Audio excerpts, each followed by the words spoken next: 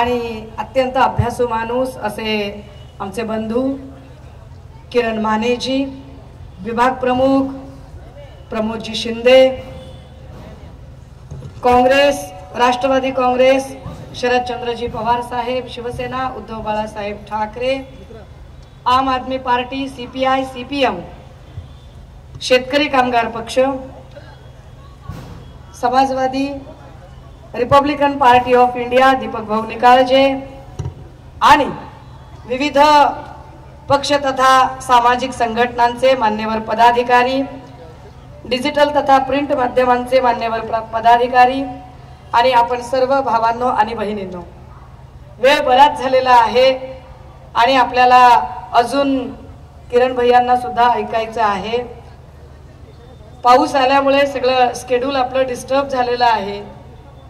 इकडे घाटकोपर मध्ये जरा दुर्घटना पण घडली, खूप मोठा शेड पडला, त्याच्यामध्ये आता किती काय काय हानी झाली आहे ती अजून बाहेर नीट आकडेवारी आलेली नाही, पण एकूण काय तर अवकाळी पावसाने परत एकदा आपण सगळेजण थोडेसे जरा विस्कळीत झालो आहोत। त्यामुळे मी काही फार जास्त वेळ घालवणार नाही, काही 2-4 महत्त्वाचे मुद्दे मांडायचे आहेत। इलेक्शनचं एकूण जेव्हा वातावरण सुरू झालं, आज 4थ्या टप्प्यातलं मतदान संपलं आहे। अनेक ठिकाणी आज पुन्हा दादागिरी बघायला मिळाली, अनेक ठिकाणी बूथ कॅप्चरिंग, गुंडागर्दी, कारण त्यांना लक्षात आलेलं आहे की वातावरण फिरलेलं आहे आणि आपल्या विरोधात सगळा मोदी विरोधाची एक मोठी लाट सगळ्यात चालू आहे।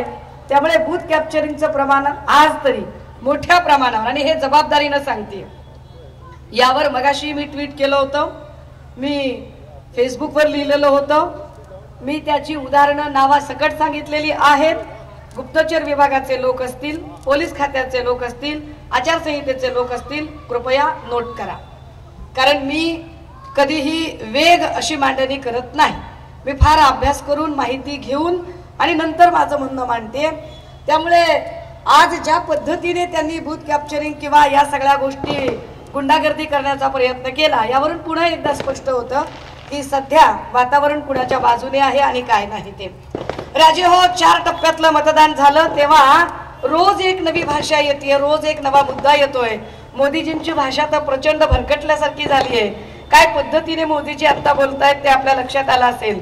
त्यांच्या लक्षात आलं की हिंदू मुस्लिमचा कार्ड चालत नाहीये। त्यांनी किती हिंदू मुस्लिम म्हटलं तरी लोक महागाईवर अडलेले आहेत, लोक महागाईवर प्रश्न विचारतायत, लोक बेरोजगारीवर प्रश्न विचारतायत, लोक महिला सुरक्षेवर प्रश्न विचारतायत।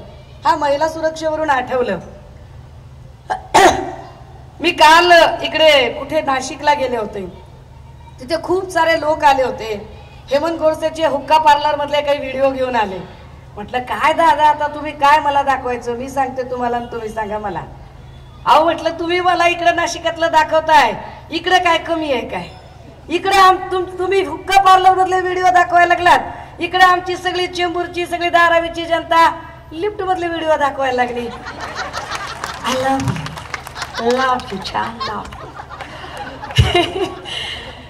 काय अवघड आहे सगळं। आणि ह्या सगळ्या माय माऊल्यांनी न्याय मागायला गेल्यावर या माय माऊल्यांना काय पद्धतीचं, म्हणजे हे फार विशेष आहे बरं का, की जेव्हा अजित पवारांवर प्रश्न विचारला गेला देवेंद्र फडणवीसांना, तेव्हा देवेंद्र फडणवीस म्हणाले की त्यांच्याशी आमची युती नाही नाही नाही, 70,000 कोटीचा ज्यांनी घोटाळा केलाय अजित पवार तो गयो वो तो अब चक्की पीसिंग पीसिंग अँड पीसिंग, आणि जे पीसिंग पीसिंग पीसिंग म्हणत होते तेच आता त्यांच्यासोबत किसिंग किसिंग किसिंग करायला लागले। आणि ते इतकं लोन पसरलं की ह्या सगळ्यांच्या नुसत्या व्हिडिओत व्हायरल व्हायला लागल्या। अवघड धंदा आहे सगळा। असो, मला त्याच्यात पण काही जायचं नाहीये, पण राजे हो, एक नक्की की ही निवडणूक का महत्वाची आहे, का या निवडणुकीसाठी गरजेचं आहे। मी तसे कधी पुराणातले फारसे संदर्भ द्यायला जात नाही, पण आज एक संदर्भ दिला पाहिजे। संदर्भ असा आहे की कौरव आणि पांडवांचं युद्ध चालू होतं। कौरव संख्येने प्रचंड जास्त होते, पांडव संख्येने कमी होते, आणि संख्येने जास्त आणि त्यांच्यासोबत सगळेच बाकीचे इतर धुरंधर होते। अशा सगळ्या काळामध्ये जोपर्यंत शकुनी सारखा एक माणूस कपट नीतीने फासे टाकत होता, तोपर्यंत प्रत्येक डाव कौरव जिंकत होते।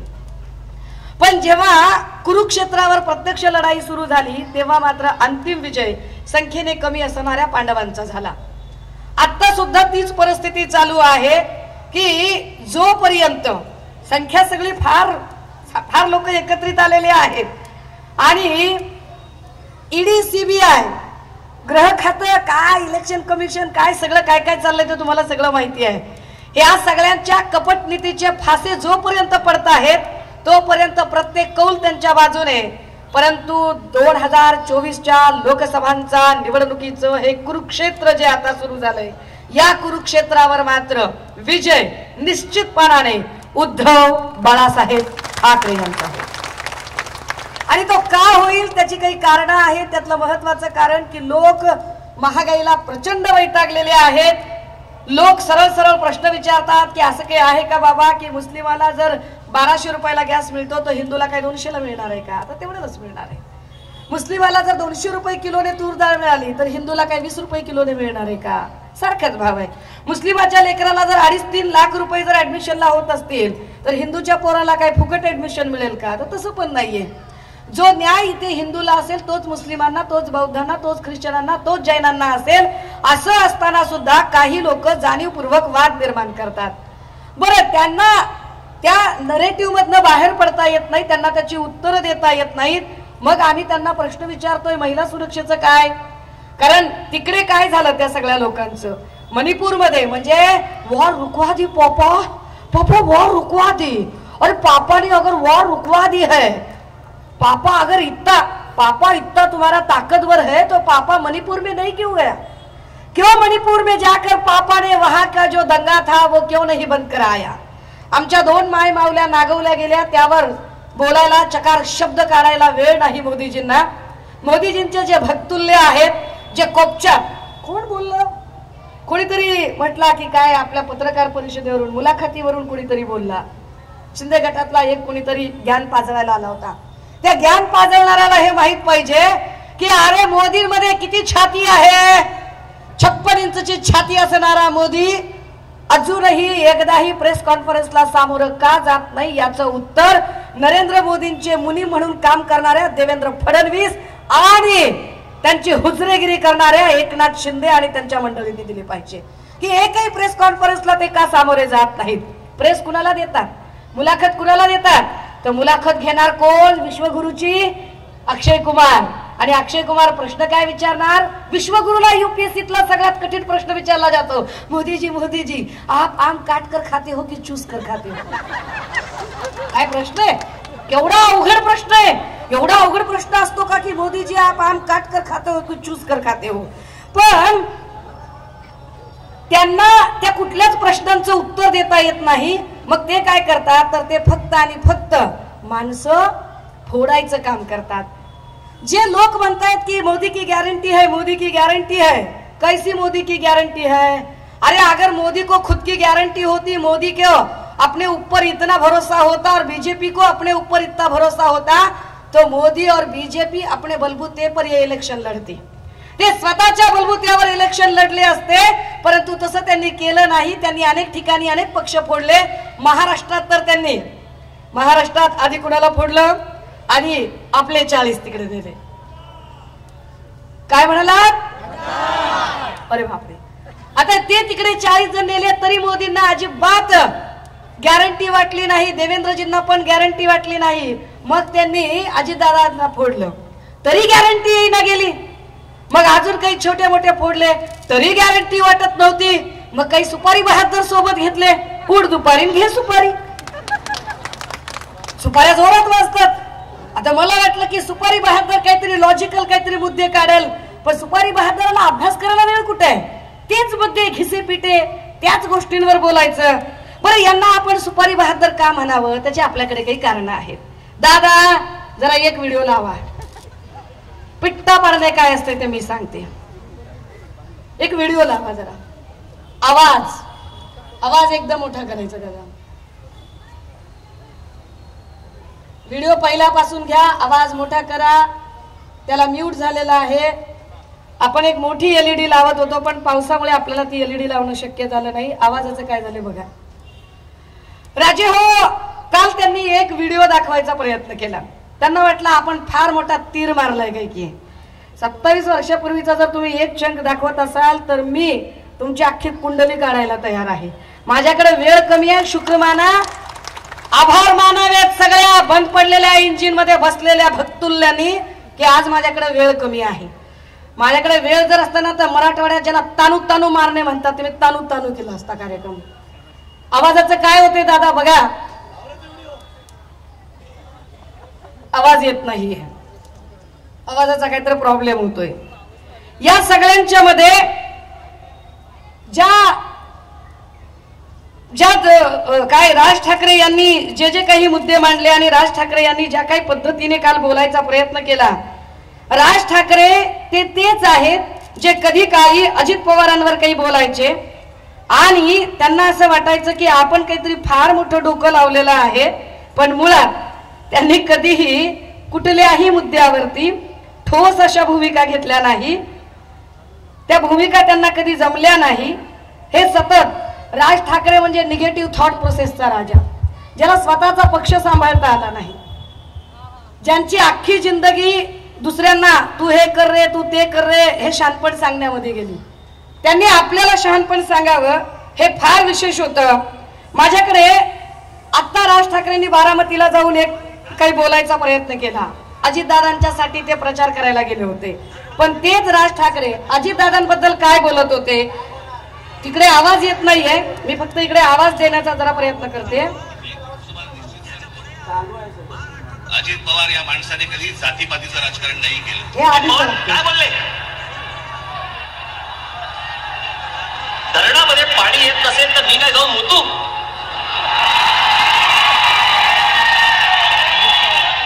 अजित पवार याच्या पुढे महाराष्ट्रात तुम्हाला मत नाही मिळणार, तुम्हाला बूथ मिळेल याच्या पुढे. अजित पवार याच्या पुढे महाराष्ट्रात तुम्हाला मत नाही मिळणार, तुम्हाला बूथ मिळेल याच्या पुढे. हे म्हणजे ज्या अजित पवारांच्यासाठी आत्ता गेले त्यांनाच हे मागच्या वेळेला काय भाषेत बोलत होते ही भाषा मी करू नये, कारण माझ्यावर फार चांगले संस्कार आहेत.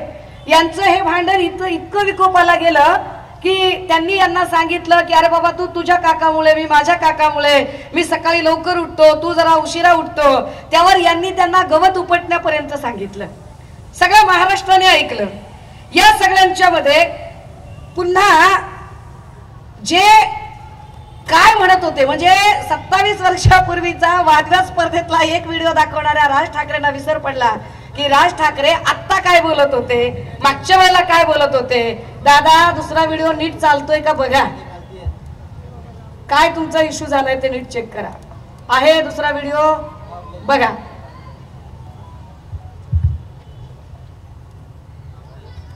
हा LED ला आवाजच नाहीये. शे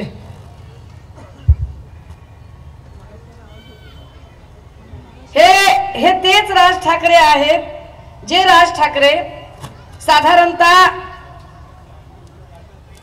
मोदी शहाच्या संबंधाने बोलताना, दादा जरा पहिल्यापासून घ्या. मोदी आणि अमित शहा या देशाच्या राजकीय क्षितिजावर नाहीसे झाले पाहिजेत. ही जोडगोळी ही या देशाला घातक आहे. इतकं खोटं बोलणारा पंतप्रधान मी माझ्या आयुष्यात आजपर्यंत कधीही बघितलेलं नाही.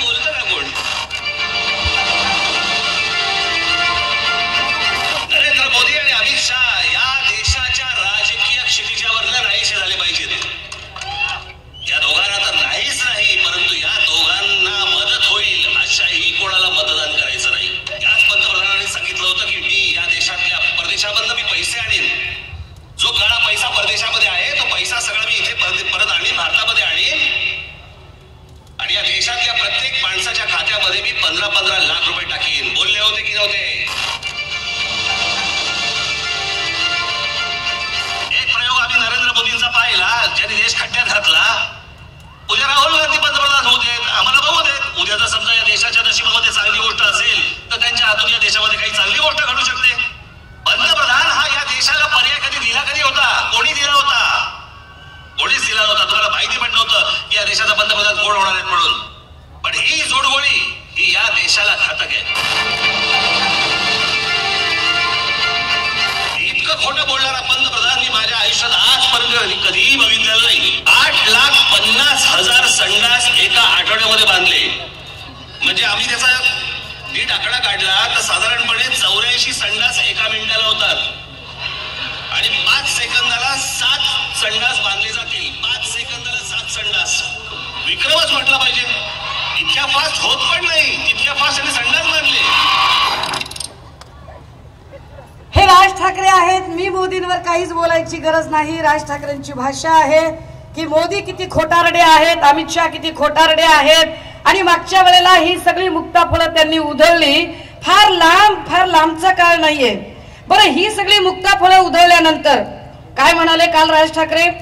ते असं म्हणाले की काय वाईट दिवस आलेत. म्हटले बघा, त्या बाईला तुम्ही म्हणले प्रवक्ता केलंय, त्या बाईला तुम्ही नेता केलंय.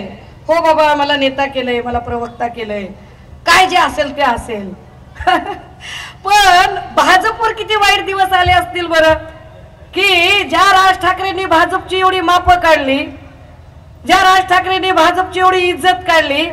आणि विशेष राज ठाकरेवर किती वाईट दिवस आले असतील की ज्या भाजपच्या नेत्यांनी, ज्या देवेंद्र फडणवीसांनी राज ठाकरेंना अक्षरशः चिल्लर सुपारीबाज करून टाकलं. वाक्य नीट आहे का? ज्या राज ठाकरेंना देवेंद्र फडणवीसांनी चिल्लर सुपारीबाज करून टाकलं, ते देवेंद्र फडणवीसांची किती वाईट वेळ असेल. म्हणजे पिंजरा पिक्चर मध्ये आठवते का तुम्हाला? पिंजरा पिक्चर मध्ये ना एक काय ती चंद्रकला का काहीतरी नावाची बाई आहे आणि त्याच्यामध्ये एक मास्तर आहे ज्याला फार आदर्शवत काही स्वप्न पडत आहेत आणि तो सांगतोय की हा तमाशा मी गावाच्या बाहेर काढणार आहे. आणि जेव्हा जेव्हा चित्रपट जसा एंडिंगला येतो तेव्हा क्लायमॅक्सला असं दिसतं की तो जो आदर्शवत स्वप्न पडणारा जो मास्तर आहे तो त्याच तमाशामध्ये असा तुंतुन घेऊन उभा राहतो. मी जास्त काही बोलायला नको. मी यांना म्हटलं की हे फार सुपारी बहादर दादा, तिसरा व्हिडिओ तयार ठेवायचा, आवाज आहे माझ्याकडे, काय टेन्शन घेऊ नका.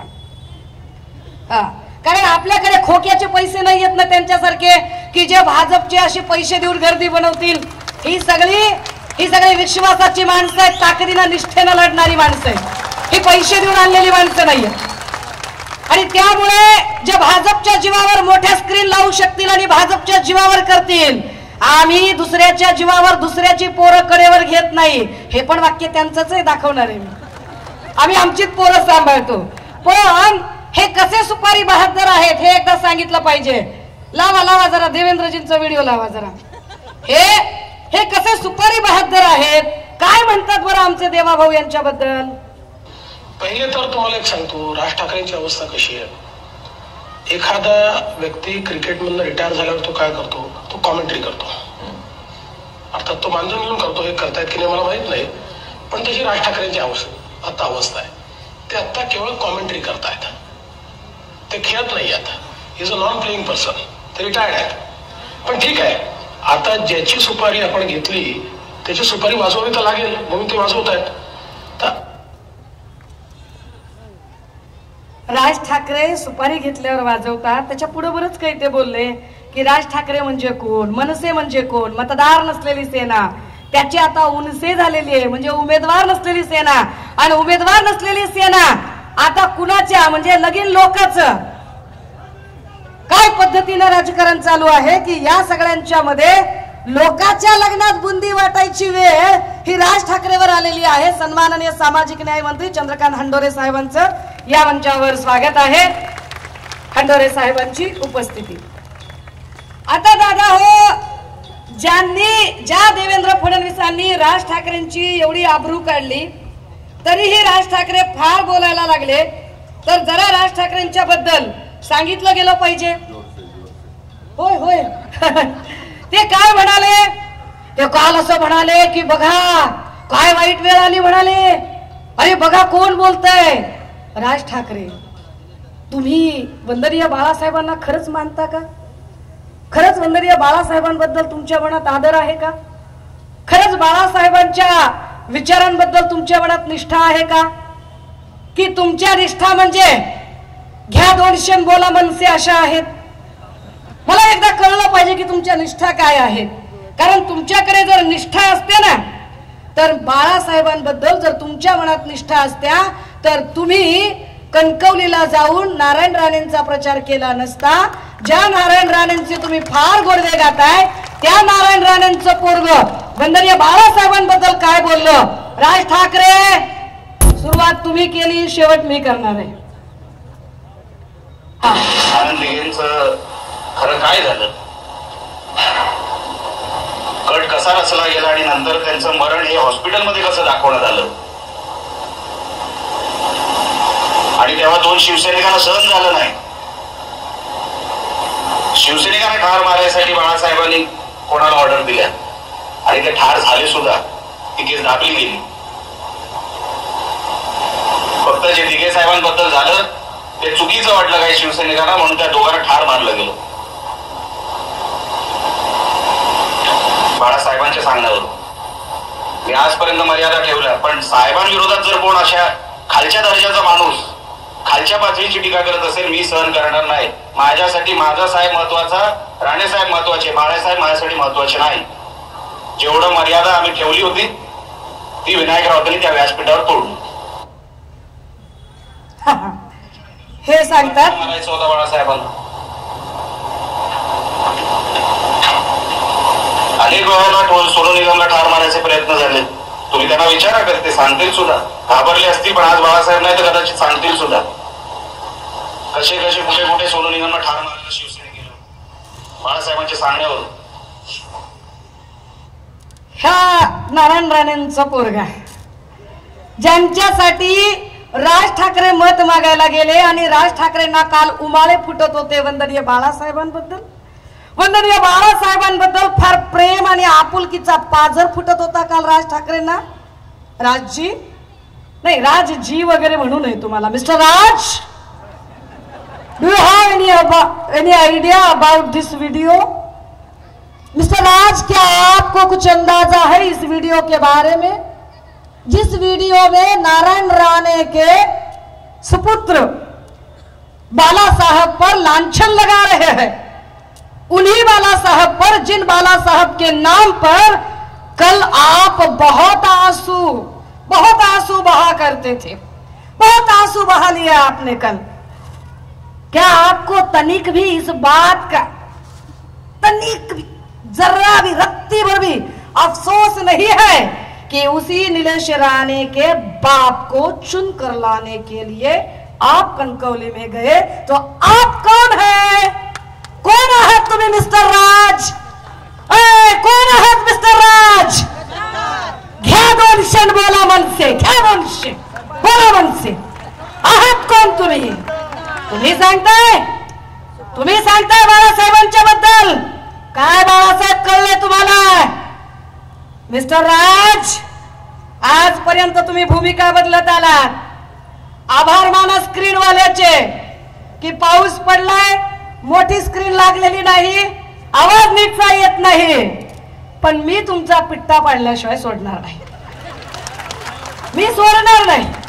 कारण काल तुम्ही कुणाच्या बी नादाला लागायचं, कुणाच्या पण. नागवंशी आहे मी, नादाला नाही लागायचं, माझ्या अजिबात नादाला लागायचं नाही. मी खूप आधी सांगितलेलं आहे, बाई समजून अजिबात हलक्यात घ्यायचं नाही. तुम्ही आम्हाला सांगायचं भूमिकांच्या बद्दल.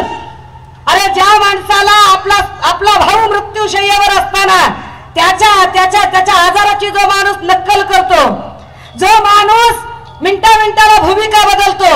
आणि काय म्हणाले ते? आमचे 6 नगरसेवक उद्धव ठाकरेंनी फोडले. बरं, तुमचे 6 नगरसेवक आमच्याकडे आल्यावर तुम्हाला फोडले बिडले आठवतंय का? राम कदम, मनोज सांगळे, प्रवीण दरेकर कुठे गेले? भाजपमध्ये गेले ना. मग भाजपमध्ये ज्यावेळेला ते गेले तेव्हा राज ठाकरे तुमच्या तोंडात दात नव्हते का तेव्हा बोलायला? का प्रश्न विचारला नाही तुम्ही भाजपला की माझे एवढे आमदार तुम्ही का फोडले म्हणून? तिकडे पुण्यामध्ये रुपाली ठोंबरे, वसंत मोरे कुणी फोडले? कुणाच्या नावावर गेले? राज ठाकरे तुम्हाला मुंबई घाबरत असेल, मी नाही घाबरत, अजिबात घाबरत नाही.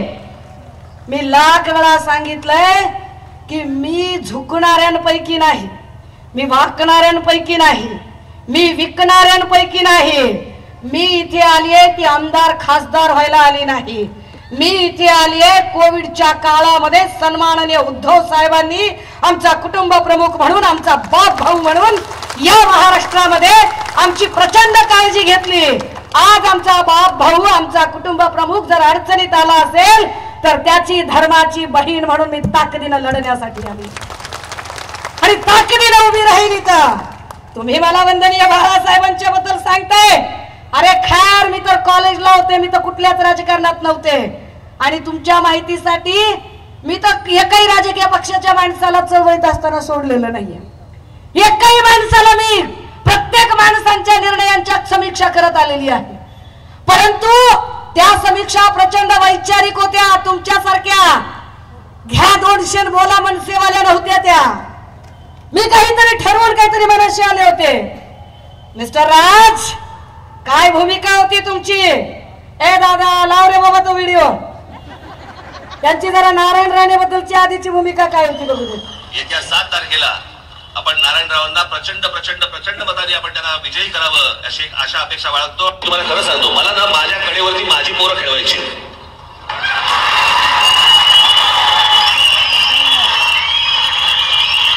सध्या महाराष्ट्रामध्ये काय झालंय, दुसऱ्याची पोरं कडेवरती घेऊन फिरण्यामध्ये तुला आनंद मिळतोय.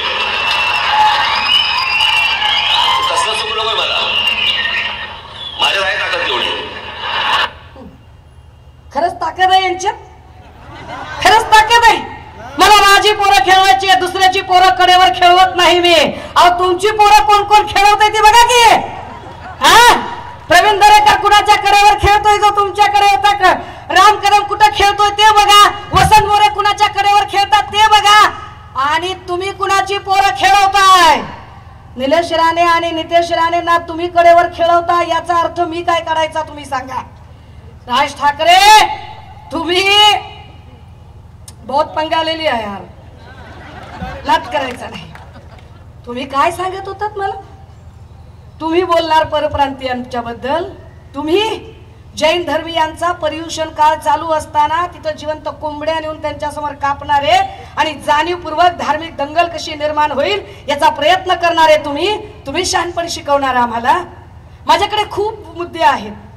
मी म्हटलं ना की वेळ कमी आहे, आचारसंहिता आहे आणि पुढे खूप लोक वाट बघतायत, म्हणून मला काही महत्वाचे मुद्दे तुमच्या समोर मांडायचे आहेत.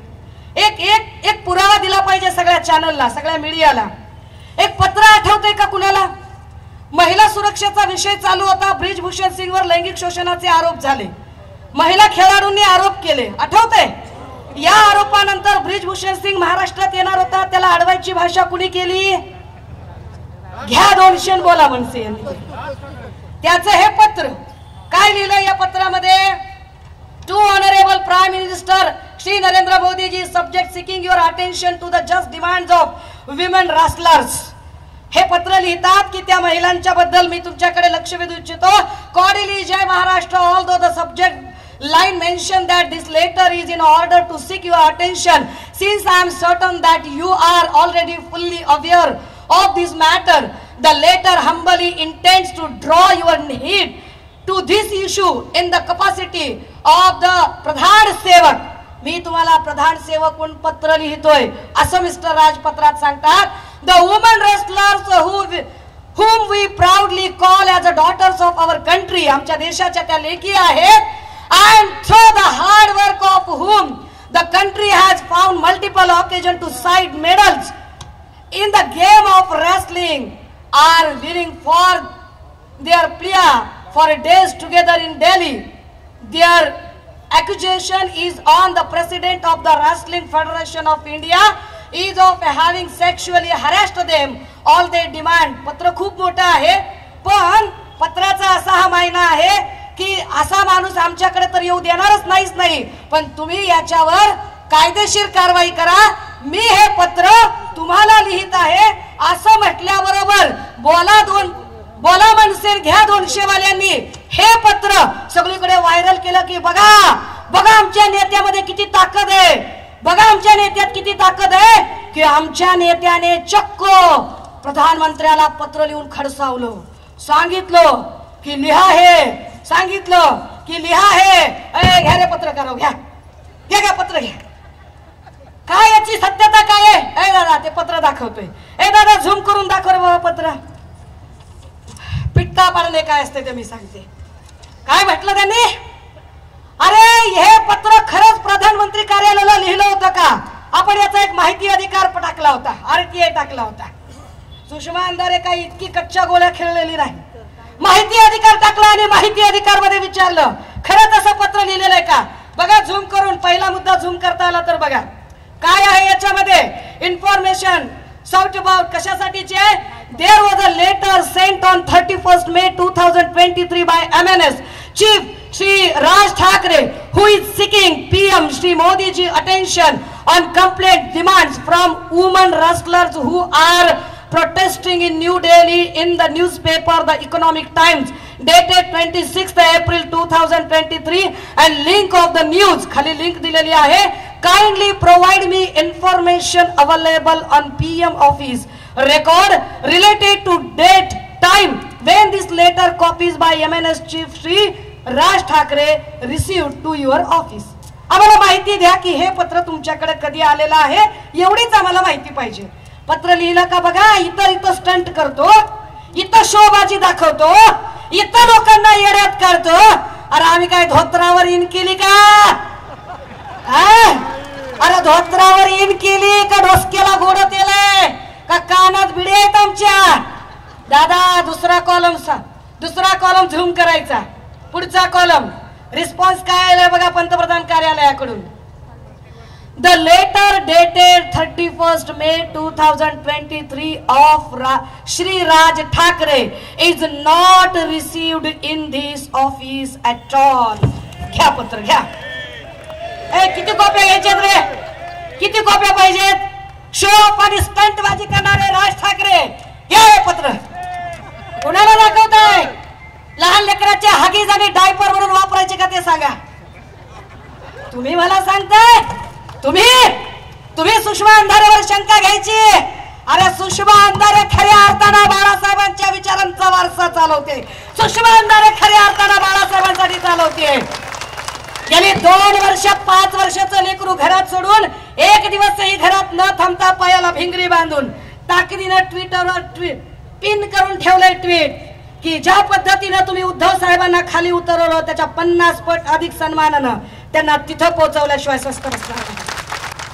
दादा ही शेवटचा व्हिडिओ लय महत्वाचा आहे का?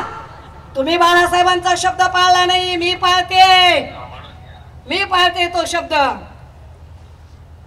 सांभाळून घ्या.